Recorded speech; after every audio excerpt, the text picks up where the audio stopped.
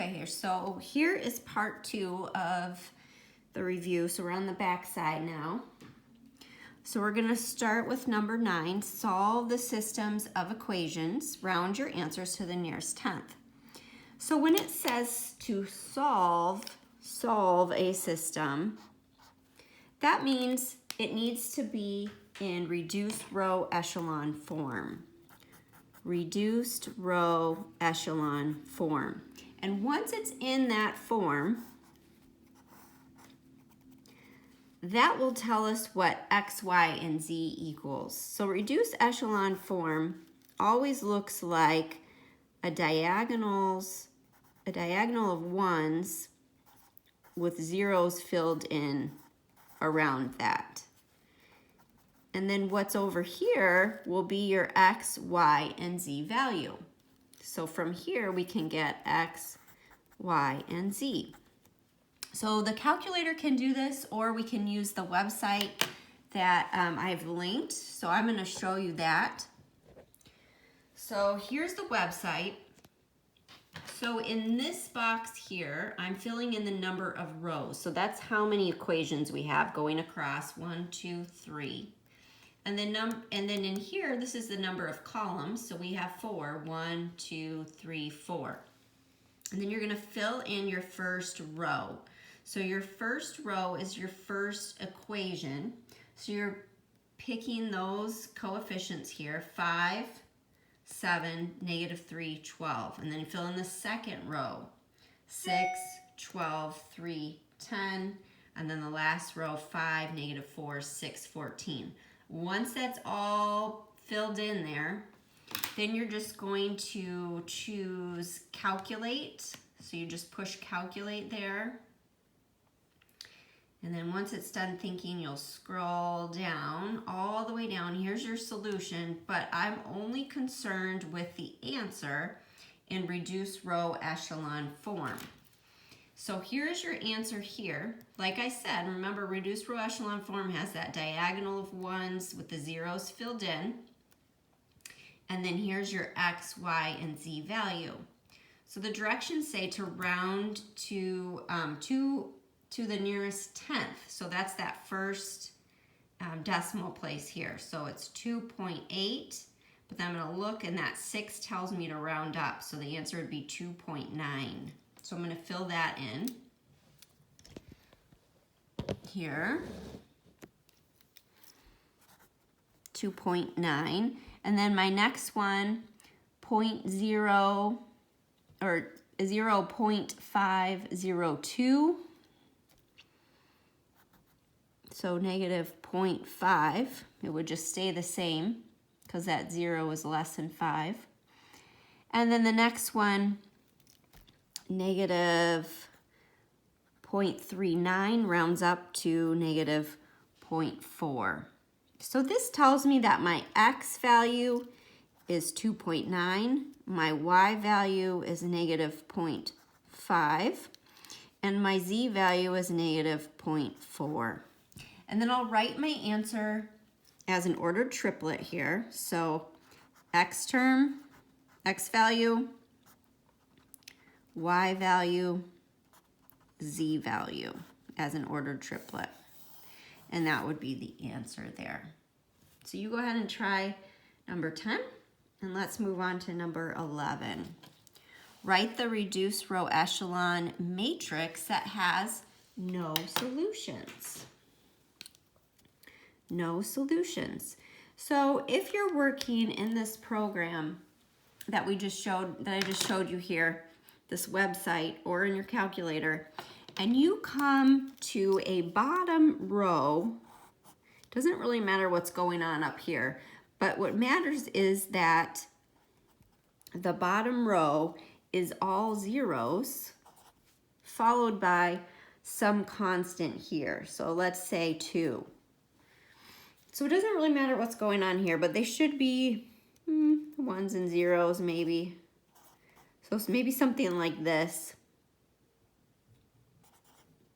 Again, these don't matter. The only thing that matters for no solutions is it's all zeros on the bottom here equaling a constant.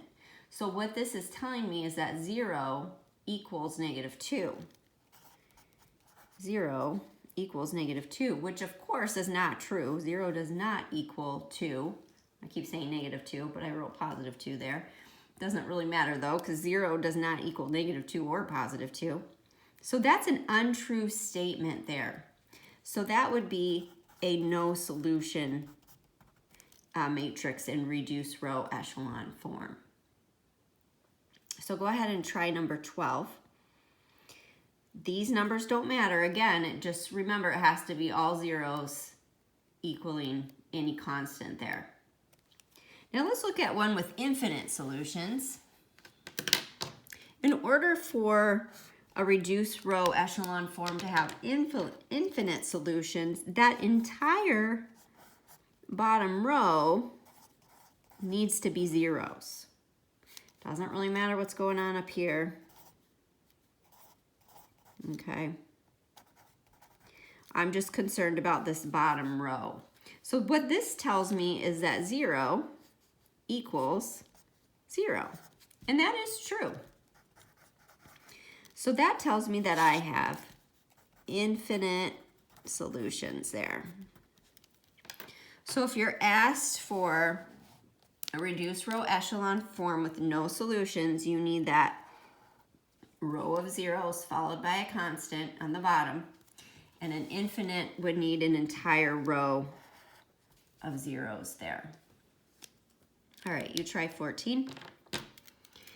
And we're gonna go over the last problem. So one more application of these systems, solving a story problem using a system. And we're also going to solve this with a matrix here.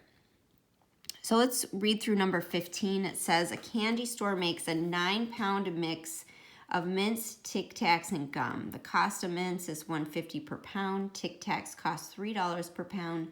Gum costs $1 per pound. The mix calls for 3 times as much mints as Tic Tacs. The total cost of the mix is $16. How much of each ingredient did the store use? So there's my unknown. This is what I'm solving for. How much of each ingredient did the store use? So I need to find the amount of each ingredient. What are my ingredients? Well, I have mints, Tic Tacs, and gum. So I'm going to call mints M, and we're talking about pounds. It says pond. Let's fix that there. 9-pound mix, not a 9-pond mix. Okay, so M would be the pounds of mints, number of pounds of mints. And I'm going to call Tic Tacs T, number of pounds of Tic Tacs, and G for gum. G equals the number of pounds of gum. Okay, so we're gonna have minty fresh breath here, eating all these mints, Tic Tacs, and gums. So I know that my total amount is 9 pounds altogether. So if I add the number of pounds of mints, the number of pounds of Tic Tacs, and the number of pounds of gum, that equals 9 altogether. So there's my first equation. And remember what we said earlier, however many variables, that's how many equations you're going to have. So I have 3 variables here. That means I'm going to have 3 equations. So here's the first equation, and I found that here by saying that there are 9 pounds total. So add all the pounds of each kind, that equals 9. So let's keep reading and see if we can find the information that will give us our second equation. Cost of mints is $1.50, cost of Tic Tacs is $3, and gum is $1. So So now I have a cost equation, and I know that the total cost is 16. So I can put that together. So mints is 150. Tic Tacs is 3. Gum is 1. And that equals a total of 16. All right, now let's keep reading and see if we can find that third equation. So the mix calls for 3 times as much mint as Tic Tacs. So mints equals 3 times Tic Tacs. Okay. So now that I have my 3 equations, I need to make sure they're in order. So MTG equals number. MTG equals number. We need to bring that T over. How do we do that?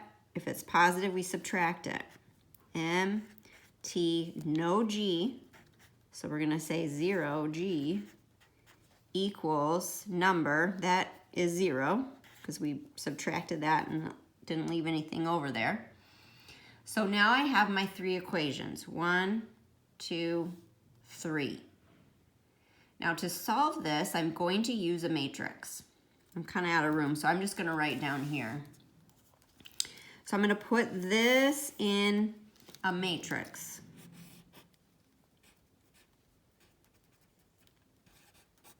So here's my first equation. 1, 1, 1 equals 9. Then 150, 3, 1 equals 16. And then this one is 1, negative 3, 0 equals 0. Now how do you solve a matrix?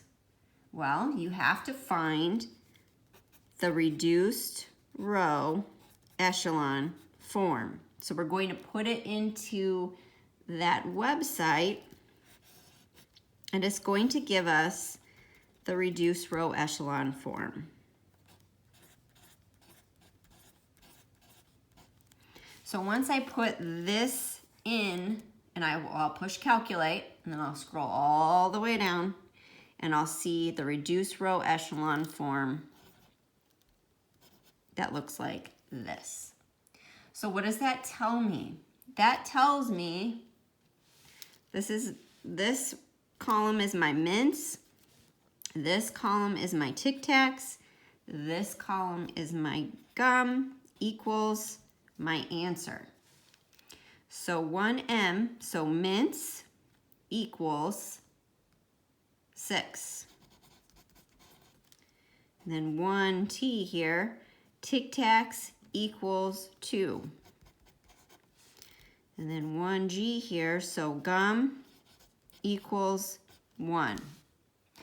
So that means I have 6 pounds of mints, 2 pounds of Tic Tacs, and 1 pound of gum. Does that make sense? Well, let's check. I know I have 9 altogether.